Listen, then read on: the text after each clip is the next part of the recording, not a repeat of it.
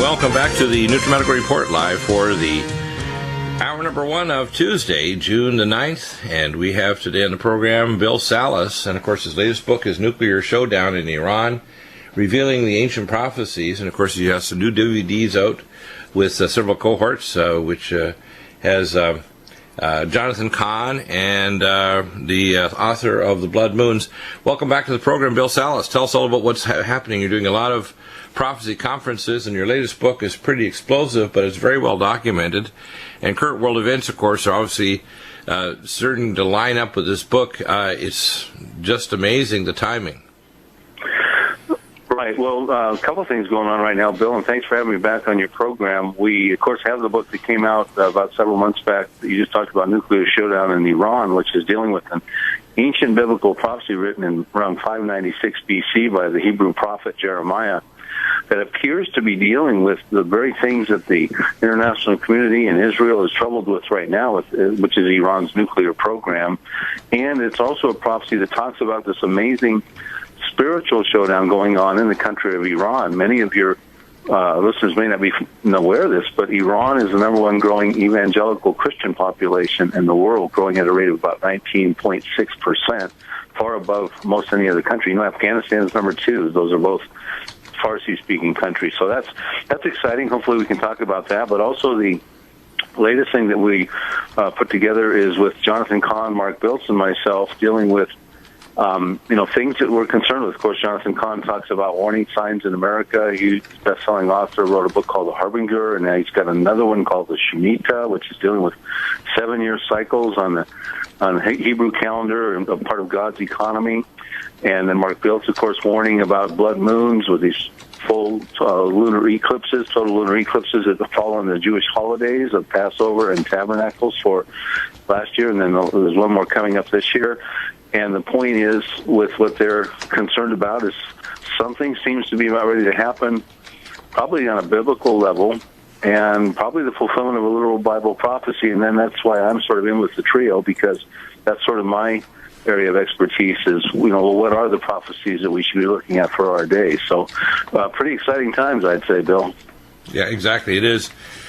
Now, the latest, if you were to summarize a couple of the key points, because people really need to get the book if they want to know what's going on, and of course this DVD set, I think, I don't know if you've already sent that to me, because we want to have you back to discuss this dialogue. I've seen a couple of the prophecy in the news programs on television with Jonathan CAHN talking about the Shemitah year, and of course it fits in with the blood moons, etc. The histories, we talked about this before, about the nuclear showdown in Iran, and some of the prophecies, which is the burden of the desert by the sea, which of course, if you actually go historically, it points clearly to Saudi Arabia, and the area of Elam, which will be a desolation, which will actually, there'll not be a continent or our country in which the citizens of Western Iran or Elam will not have migrated to. This clearly looks like an attack on the Bashir reactor, and of course the Middle East war, which is heating up. The timing is unbelievable, isn't it? Well, it really is, and this is the amazing thing right now, is that what we're talking about are ancient biblical texts that are addressing current events, and we're able to actually have an understanding of where these events are going to go. When you watch the news, they do the best they can, a lot of these, to get you the military analysts, the political pundits, and strategists, and things like this to tell you what's going on. But, they can't tell you anything but other than a geopolitical or historical viewpoint, because they don't know the future. They don't know what the Bible predicts about that.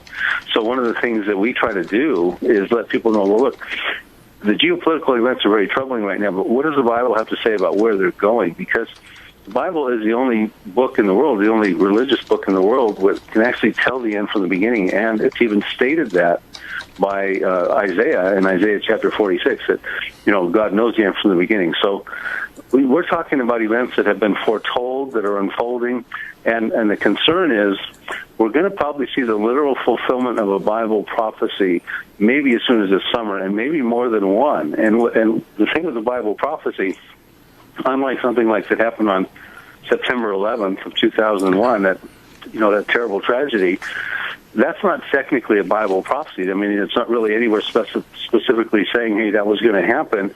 What Bible prophecies are events that will actually affect everybody on the planet.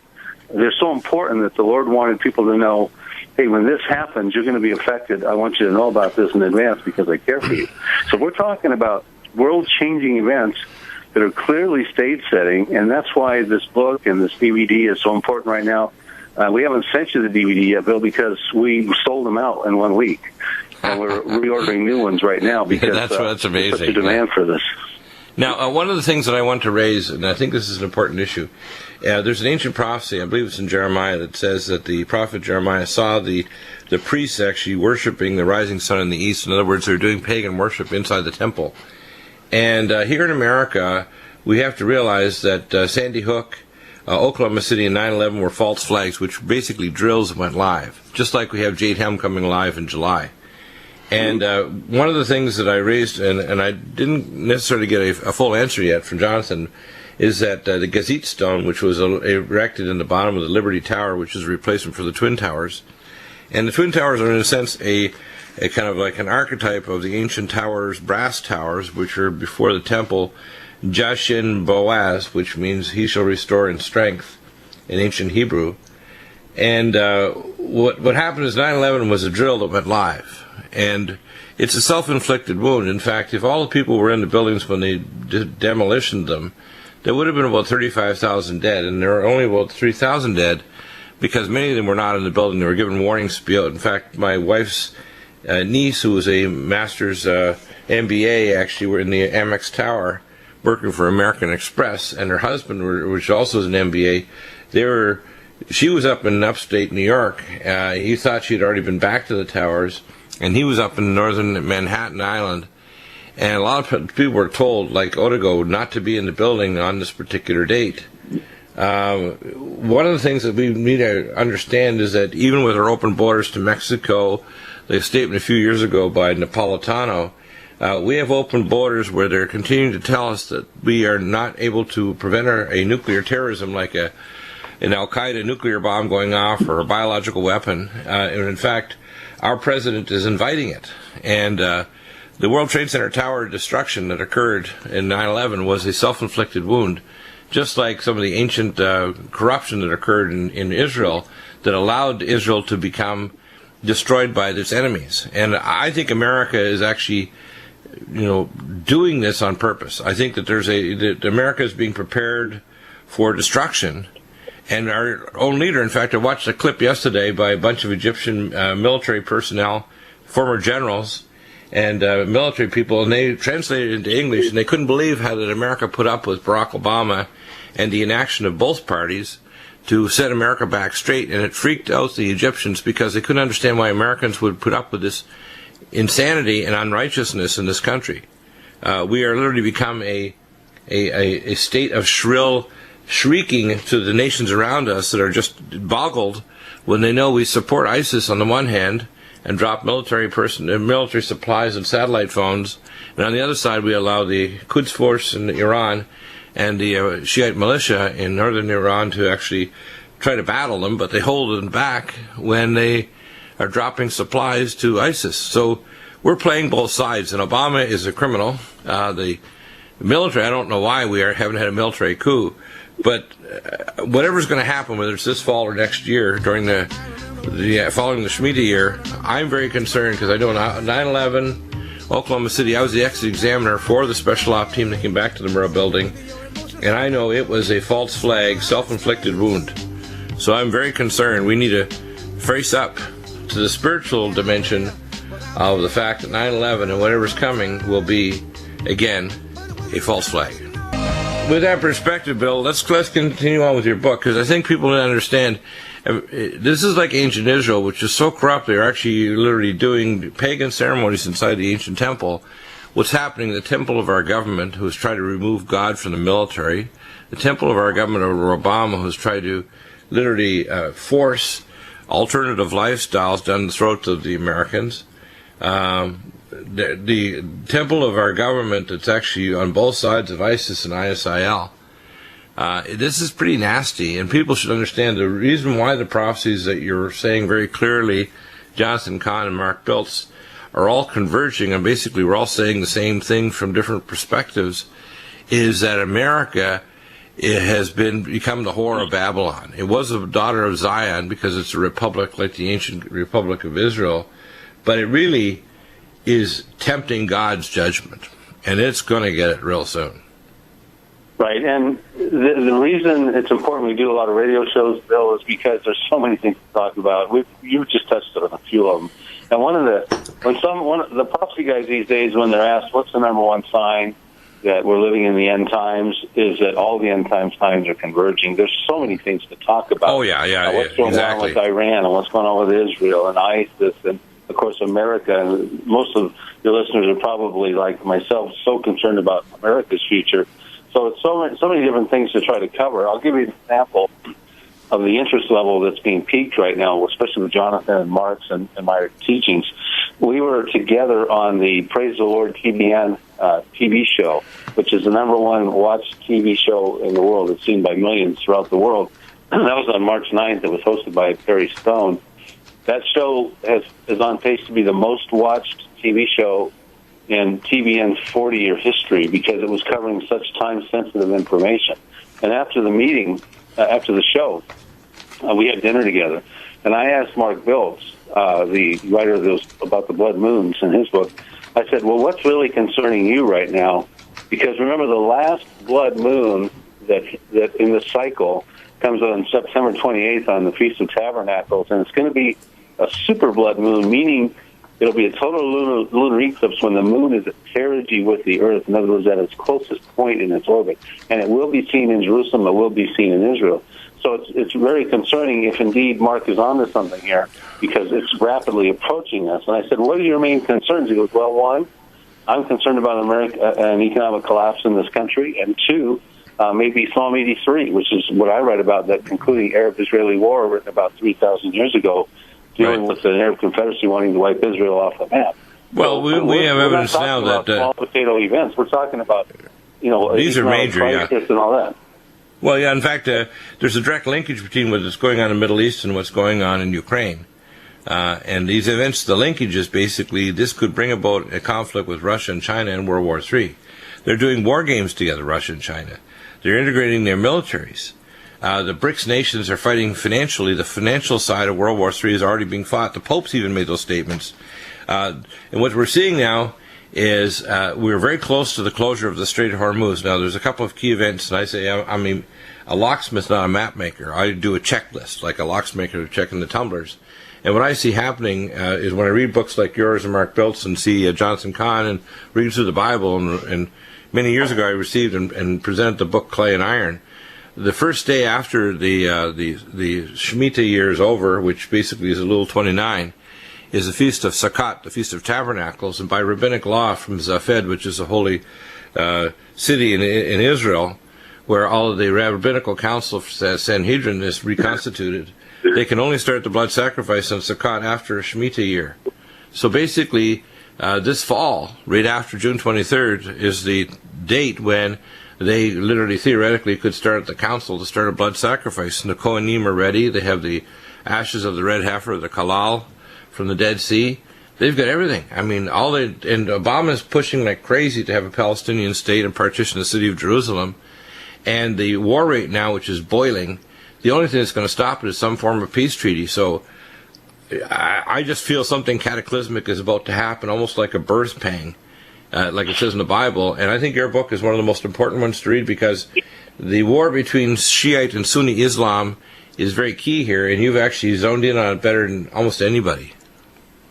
What's interesting, Bill, like I was saying earlier, there's so many things to talk about. You just hit on a whole bunch of things. One, for instance, the rabbinical scenario, we know that they're going to want to build their third temple. They're already making inroads toward that. We know that as a nation, they're going to reinstate the Mosaic Law after prophecies that will happen, and they'll see that God has delivered them through the Israeli Defense Forces in Psalm 83 and through supernatural means in this Ezekiel 38 main Russian-Iranian invasion of Israel. These are all prophecies, and we know that they're en route to want to build that temple. Then you talk about a peace treaty, a treaty that's going to happen. Well, that's biblical too. We know that there's going to be a confirmation of a treaty. We call it a false treaty in Daniel chapter 9 Right. with the Antichrist, this charismatic world leader, and Israel's involved in that. I mean, so we could actually do a whole show on every one of those various topics, but Right. that's the problem. Everything is converging right now. We just recently put on our website a daily news, looking at news through the biblical view. Well, what's your website, Bill? Because people need to get your book and get all these materials. You've got the book and the three expert DVD out now. How do they contact you to get your books? Because you have multiple books out now, and the DVDs. Because Christians need to be informed, and this should be literally a sign of evangelism to other people who are not believers to say, the reason why you know this, just like the sons of Issachar in ancient times in Hebrew, they knew God's word because they studied the prophetic fulfillment of what God's blessings and judgments were. And since we need to be like the sons of Issachar.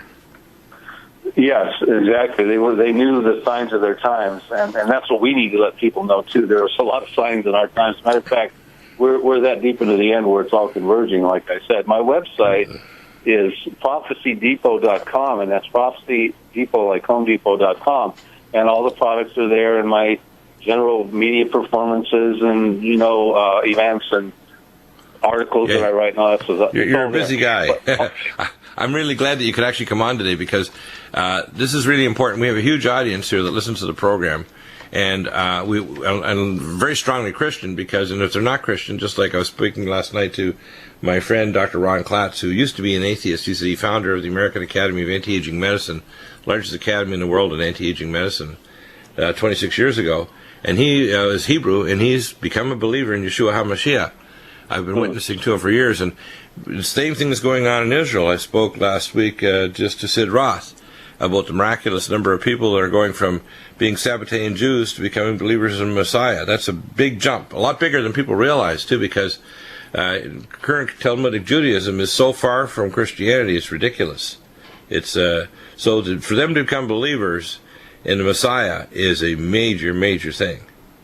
Oh, it is a huge deal. And so what I was saying is, when I was talking about my website, we have this new feature called Prophecy Newsstand, and they can click on it, and they can see all the current events and biblical views going on. And the point I'm making is there's so much going on, we can barely keep up with everyday reporting. Exactly. Something that's got a biblical implication. And so it's a very turbulent time. And if you know Yeshua, it's a great time to be alive. But if you don't, it's very difficult to not be concerned about what's going on. Exactly. Back in a moment.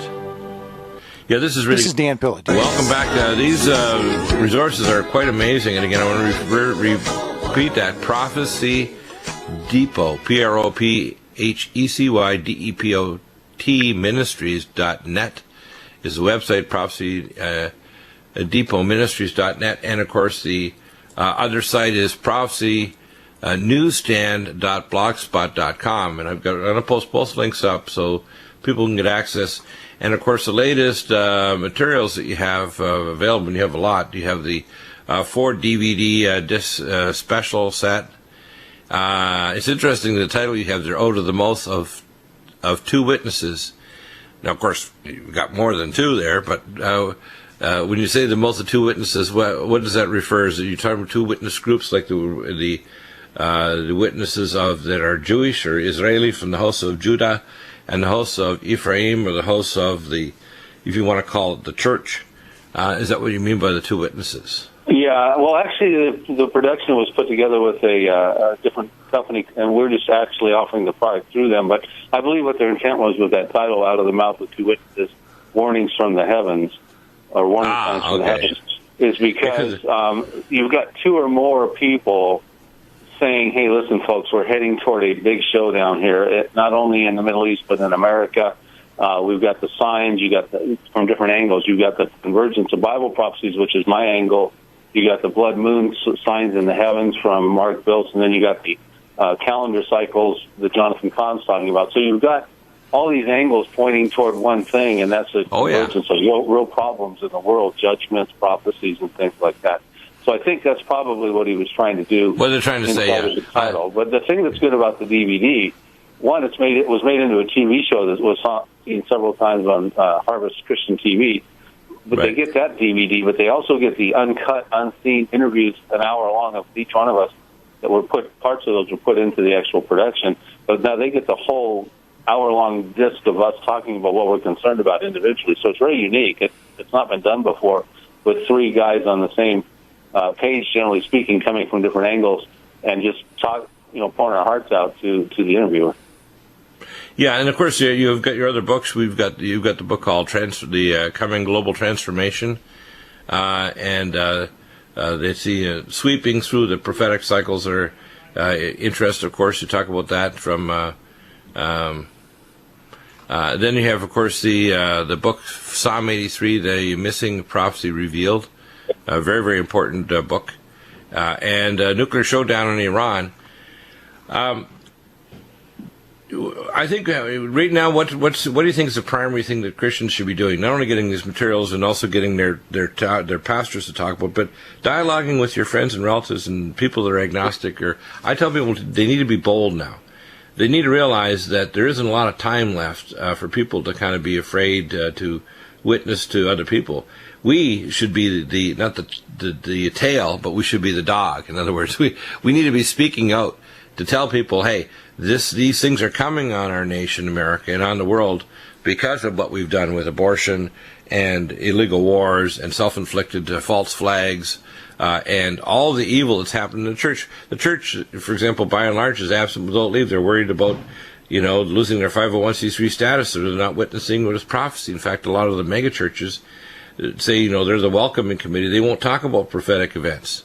When a third of the Bible is dealing with prophecy because it shows the I call prophecy, it's a stamp of God saying, hey, God knows the end from the beginning. So it proves that his book, the Bible, is an eternal book. It's a book that transcends time and space because it's authored by the Creator God. And I think what people need to understand is that prophecy is extremely important, especially now in our events, for us to witness to other people that, our God wants the people on the earth 1,000 years from now still worshiping him and having populations in a stable world, a new world, where there's not fear of war or pestilence or destruction. We're not going to be consumed by the singularity of artificial intelligence or nuclear weapons or all the other horrors that are just literally perching. And even all the transhumanists are all saying all these things are going to happen. I'm thinking, and they're not religious. They're prophesying things that are just horrible. And people should understand that this is the same news we're watching, but they don't know how to put it into a biblical perspective. So they're doing the best they can from the worldviews that they're coming from. Exactly. But unfortunately, those worldviews are limited. There's a scripture that says there's a way that seems right to man, but its path leads to destruction. And we need to trust in God's word, and we need to be redeeming the time, and we need to be following God's lead for the various reasons. Like you said, we don't have much time left. I don't know if your listeners are familiar with the rapture and where they stand on that.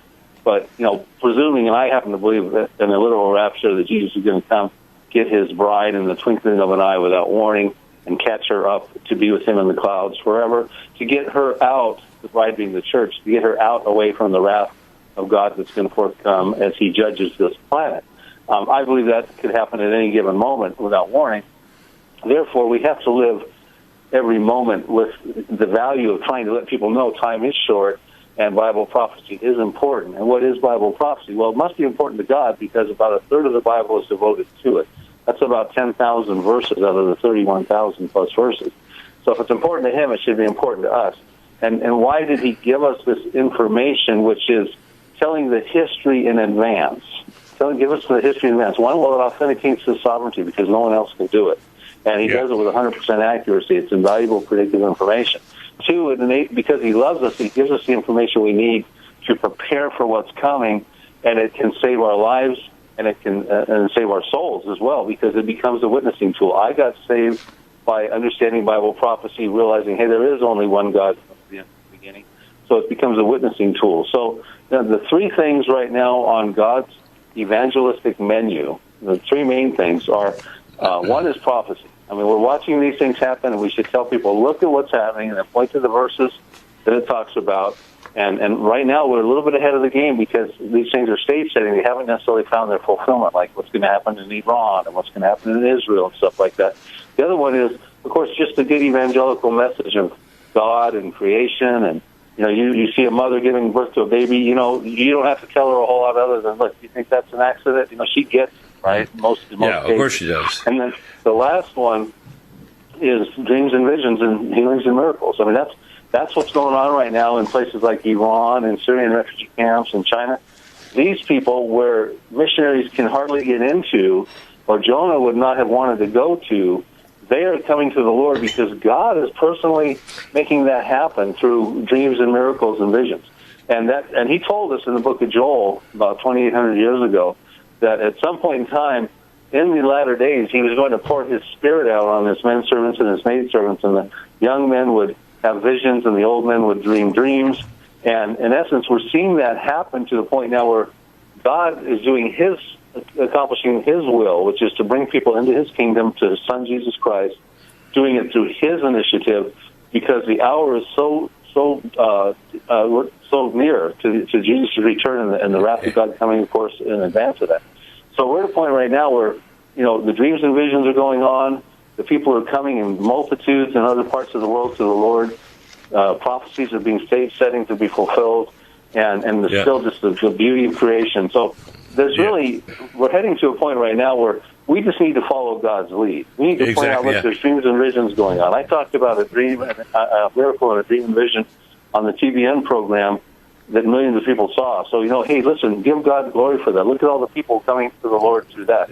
Exactly. In Muslim countries, that's amazing. Now, one of the things I'd like to... Your book is pretty remarkable, how the logic you analyze it, like the prophecy of Ezekiel 38. And it starts off, of course, I am against you, O Gog, chief prince of Meshech, Tubal, and Rosh. And, of course, it's written in Ivrit Hebrew. Let's look at the ontogeny of the word Gog of Magog.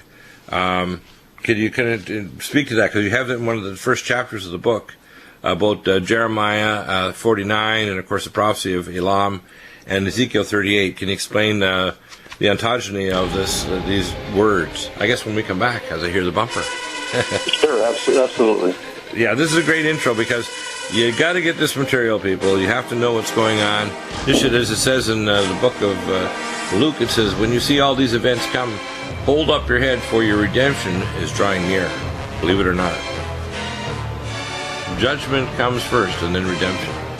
Back in a minute.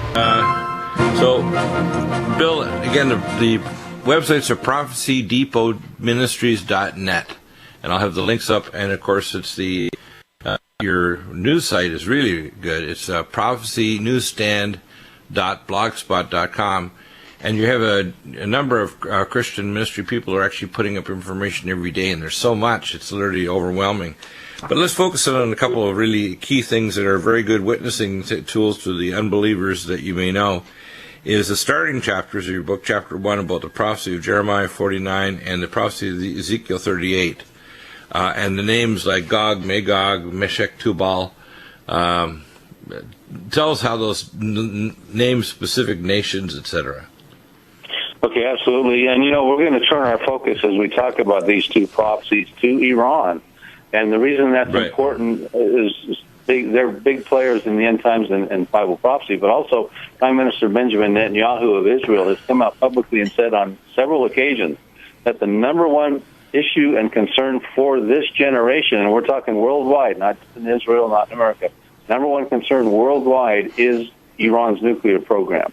And we've got prophecies dealing with Iran, so we don't have to guess, what's going to happen with Iran and their future. Now, when most people think about Iran and their future from a biblical prophecy, they would turn their attention to this prophecy you're talking about in Ezekiel 38, because Iran is listed there in verse 5 as Persia, and Iran used to be called Persia up until 1935, at which point it changed its name. That particular prophecy features 9 members in a coalition that is spearheaded by Russia, called Gog of Magog invasion. Now, Gog is the leader of it. We commonly think of Gog, it says he's the chief prince. So he would be like that would be the title of a leader, like a Kaiser or a Tsar or a Caesar or something like that. So it's not a location in as much as the other 9 populations are actually countries and or populations written back about 2,600 years ago by Ezekiel. So we have to figure out who he's talking about today. And primarily he's talking about Russia, Iran, Turkey, some of the countries in northern Africa, some of the breakaway republics of the Soviet Union, the southern steppes of Russia, and maybe even on down to the eastern side of Africa with Somalia and Sudan, etc. They're going to come against Israel and they're going to come after an Israel that's dwelling securely. And clearly in the latter days it says, and the reason this is a very important prophecy, probably one of the most descriptive prophecies in the whole Bible, is because it's the marquee event that God is going to uphold his holy name in the midst of his people Israel, so that the nations won't profane it anymore. He's going to do it by stopping this formidable invasion with earthquake, fire, and hailstone and brimstone. It won't be America. It won't be the Israeli Defense Forces. God is going to supernaturally stop it. And he's going to do it and let the world know, put him on public notice, that he's the promise-keeping God of Abraham, Isaac, and Jacob, of Jesus Christ for the Christians, and he's keeping his promises, and he's given the world public notice of that. However, the other prophecy that people haven't been thinking about, which I've written about recently in my Nuclear Showdown in Iran book, is dealing with Iran too, and that is dealing with Elam, E-L-A-M. It was actually written by Jeremiah about 10 years before Ezekiel wrote his Ezekiel 38 prophecy, and that is the one I'm watching most closely right now, because this is the one that I think is dealing with Iran's nuclear program. Elam is the area that hugs the Persian Gulf. It is where the Bashar nuclear reactor is. That's a disaster waiting to happen. Russia has contracted to build 2 more nuclear reactors in this province, and China has contracted to build 5, because China and Russia want to be right on the ground level now that these talks are kind of making ground with the P5+1 in Iran. They want to be some of the first people to get a hold of Iran's natural gas and oil, and revenues are going to start flowing through. Iran's number 2 in the world with natural gas, I understand it, and number 4, I think, on oil reserves. So, these guys are stacking the deck with their deal making, and they want to be part of Iran. But the point is, it turns out to be a nuclear disaster. It looks like, because it says there's going to be a worldwide dispersion once this prophecy hits from the indigenous population there. So it's a very important prophecy, and I think it's going to lead to the other ones that are very much a concern. So I'm looking for Israel probably to strike Iran. I don't see much way around that at this point, and that could happen in the very, very near future.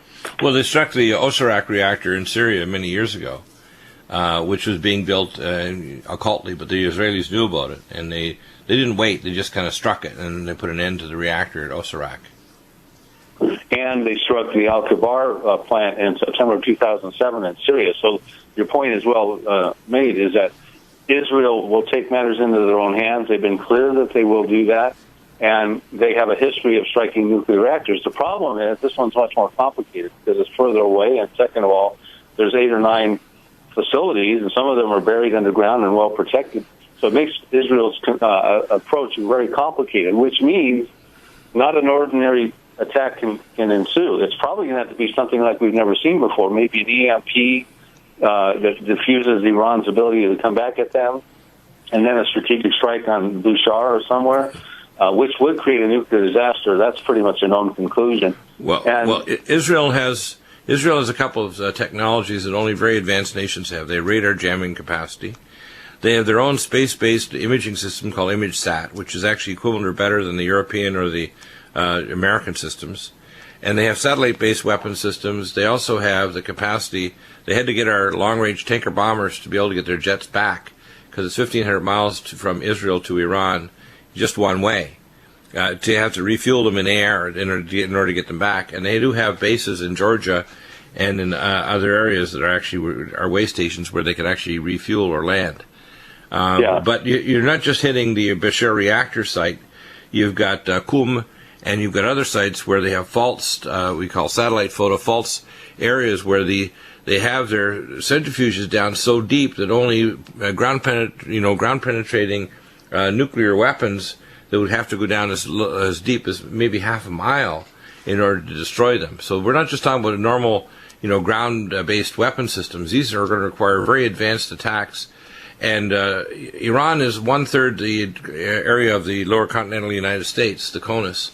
And people don't realize just how huge this country is, and it's 60% of it is mountainous. It's really not easy territory to try to do even a physical invasion. So, it's a big deal. But, of course... It's a real complicated scenario right now that's going to probably lead to an all-out war in the Middle East, because if Israel simply wounds Iran, they're going to respond, and they're going to respond with a lot of might, and they're going to get certainly Hezbollah will be involved. Matter of fact, you and I were just talking about this at the commercial break.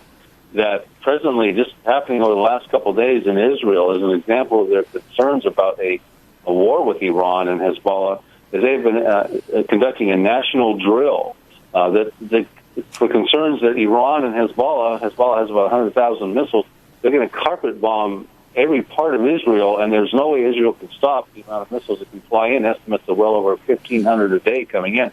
They were preparing for a matter of just a couple of days of civilian casualties, over 4,000. What would they do? They've been working on that. A week ago before that, they had been announcing that they had put together a state-of-the-art campaign for the bomb shelters, especially in northern Israel, for internet. So when these people are tucked in the bomb shelters for a month or two at a time, they can know what's going on above ground. Israel is really ready to do stuff. Matter of fact, they've been striking Syria. They've hit them about 4 or 5 times to trying to prevent Syria from getting weapons into Hezbollah's hands. They just do it when they want to do it. And that's what's going to happen with Iran. They're going to do it when they want to do it. And whatever element of ambush they can do, they're going to employ. But at this point, there's not a lot of ambush tactics left because everybody's expecting something like this to happen, Iran himself included. Well, here's what I think is going to happen. I think you're right that Israel is going to do something, whether it's fully effective or not. It's going to cripple Iran, and it'll also destroy enough of the territory that the Bashar reactor and the sites there will be unusable. But it also is going to poison the water in the area. This is why they build water systems across Saudi Arabia and in these Arab states, because they realize if they're desalinating water to all of these republics, including around the Persian Gulf, they have to actually transport water from the Mediterranean Sea actually across the desert from desalination there, because their water systems will be poisoned if there's a nuclear attack on Iran. Yeah, they're building a 1,242-mile canal due to be done by 2020 through the GCC states all the way up through Oman, Qatar, Bahrain, UAE, right, Saudi Arabia, and Kuwait at the cost of about $20 billion because of the very concern you're expressing. So we're living in really turbulent times right now. Exactly. And again, the website is prophecyDepotMinistries.net. And I think you're absolutely correct. I think what's going to happen is Israel's going to do something. It will precipitate this false peace treaty, and it will precipitate the partitioning of the city and the state of Israel and the start of a false period of peace, as they say in the book of Hosea and Acts. When they shall peace and security, then destruction shall suddenly come upon them. So I think you're absolutely correct. It's amazing what you have in your books, Bill. We'll get you back on soon again. Nuclear showdown in Iran. And once you see this and these other materials, and check your Bible and pray, you'll see that this is exactly what is transpiring. What God has said thousands of years ago is now happening in our day.